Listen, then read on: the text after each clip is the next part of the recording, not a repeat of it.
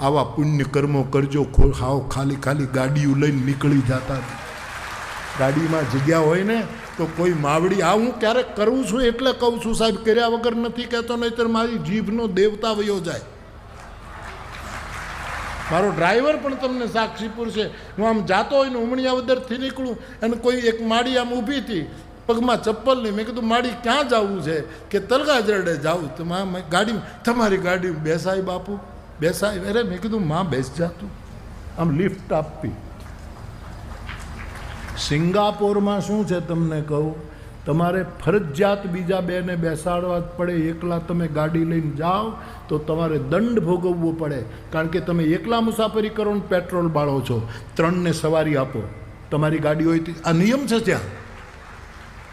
અને પછી એક જણો ગાડી લઈને નીકળી જાય ને, ઘણા રસ્તામાં ઊભા હોય, આમ લિફ્ટ માટે હાથ ઊંચા કરે. ઓલો કારણ કે એને બેસાડવા જ પડે, નહીંતર પોલીસ પકડે. 3ને તો બેસાડવા જ પડે. એટલે ગાડી ઊભી રાખે એટલે ઓલા શું કહે, એસી હોય તો બેહું.